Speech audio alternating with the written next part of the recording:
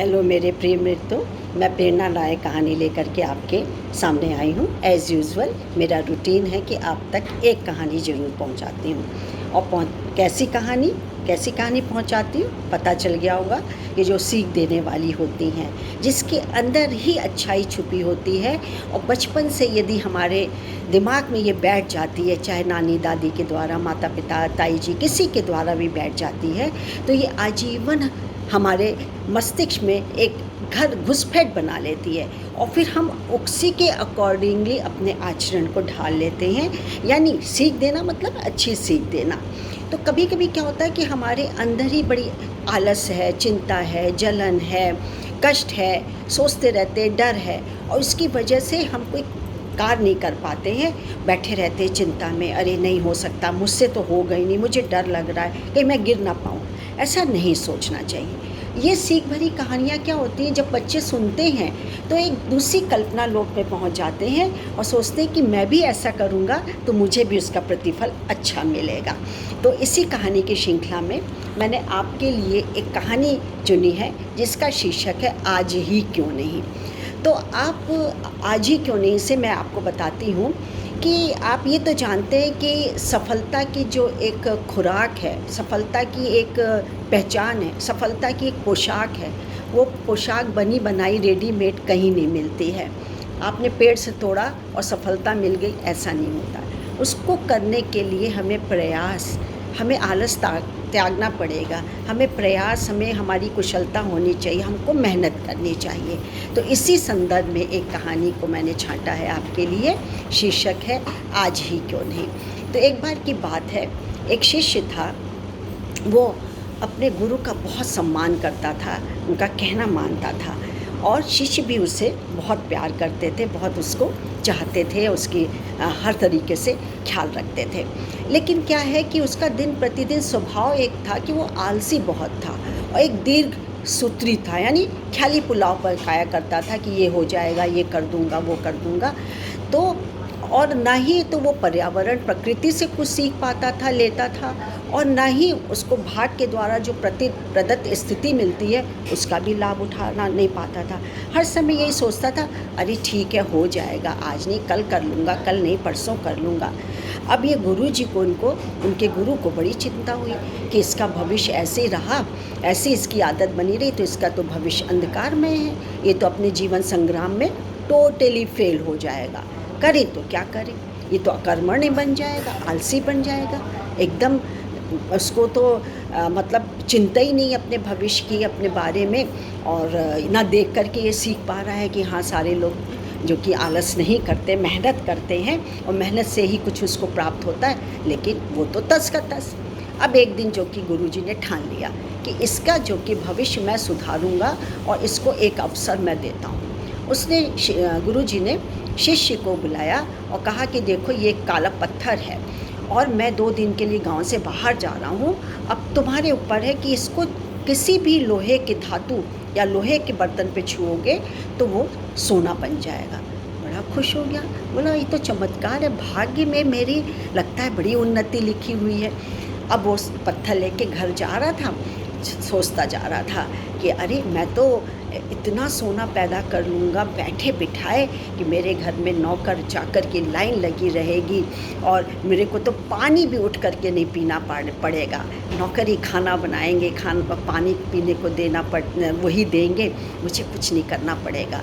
करते करते वो घर पहुंच गया और उसने पत्थर को उठा के रख दिया, ये सोच करके कि बाज़ार तो मेरे पास में है, मैं कल चला जाऊंगा, और सो गया। वो सवेरे उठा तो उसने पत्थर की, उसको याद आई और ये भी याद आया, और गुरुजी ने ये भी कह दिया था कि देखो 2 दिन में मैं लौटूंगा और सूर्यास्त के बाद ये पत्थर तुमको मुझको देना होगा और जितना लाभ तुम उठा सकते हो अप टू यू, तुम उठा लो उसको। तो उसने दूसरे दिन उठा तो उसको याद आया कि अब तो जो कि दूसरा दिन है, मुझे पत्थर को मतलब लाभ उठाना चाहिए। तो सोचते थे अरे बाज़ार तो पास में, मैं कभी भी चला जाऊंगा, मैं ना खूब बड़े बड़े बर्तन पतीले खरीद के लाऊंगा, बस छुआऊंगा काला पत्थर को, सोना ही हो जाएगा, फिर मुझे क्या करना है, कौन सी इतनी जल्दी है। करते करते उसने दिन भी गंवाया और जब दोपहर का खाना भोजन करके उसको आलस्यवश उसको सोने की आदत थी, और आलसवश वो ऐसा गहरी नींद सो गया, यानी घोड़े बेच करके, कि क्या बताया जाए। अब क्या है कि जब उठा एकदम आनन फानन में, देखा शाम हो गई, उसको याद आया कि गुरुजी ने तो हमको कहा था सूर्यास्त के बाद तुम से ये पत्थर ले लिया जाएगा। वो भागा बाजार की तरफ, यद्यपि बाजार बिल्कुल पास में था, लेकिन पहुंच ही नहीं पाया। बीच में गुरुजी मिल गए। बोले क्या, कहाँ जा रहे हो भागे भागे?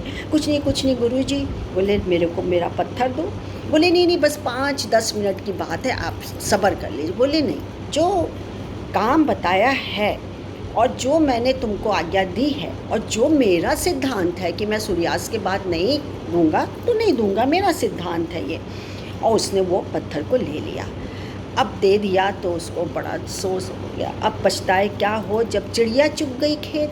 अब वो तो धनी बनने से रह गया, लाभ प्राप्त करने से रह गया। उसके नौकर चाकर घर सब उसके धरे के धरे रह गए। लेकिन मित्रों, कहानी तो समाप्त हो गई, लेकिन अब वो समझ गया कि आलस उसके जीवन का सबसे बड़ा अभिशाप हर एक के लिए है। उससे प्रण किया कि अब कभी भी वो काम से जी नहीं चुराएगा, वो कमज़ोर नहीं बनेगा, वो आलस कभी नहीं करेगा, वो कर्मठ बनेगा, सजग रहेगा, सक्रिय व्यक्ति बन के दिखाएगा। तो मित्रों, जीवन में क्या है, हर किसी को एक से एक बढ़ कर के मौके मिलते हैं, अवसर मिलते हैं, पर वो चूक जाता है। कई लोग तो इन्हें बस अपने आलस के कारण ही गंवा देते हैं।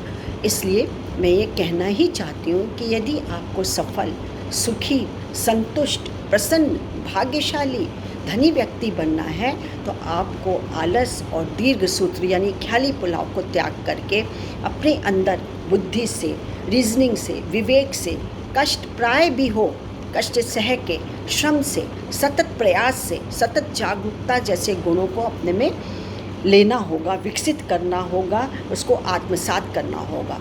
और जब कभी भी आपके मन में किसी आवश्यक काम को टालने का विचार आए तो स्वयं से एक बार ये प्रश्न जरूर करिएगा, आज क्यों नहीं, आज ही क्यों नहीं। बस चटपट आप उठेंगे उस काम करने के लिए। मित्रों, आलस सचमुच में हमारे लिए एक अभिशाप। सपोज़ आप आलस में बैठे हैं, कोई आपके लिए मदद के लिए पुकार रहा है, ओ अभी मैं 10 मिनट बाद उठूँगा, उसका तो रोज़ का ही है, ठीक है जब उठेंगे।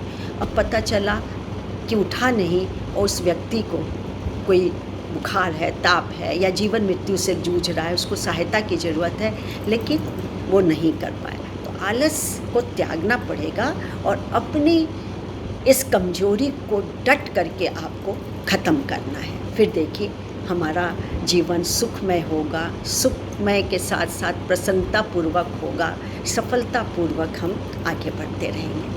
आज की कहानी इतनी ही, यही संदेश देना होता है हम थ्रू मोटिवेशनल स्टोरीज़।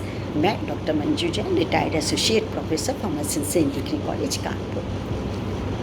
कल के लिए फिर एक कहानी जुटाऊंगी, फिर आऊँगी। बाय।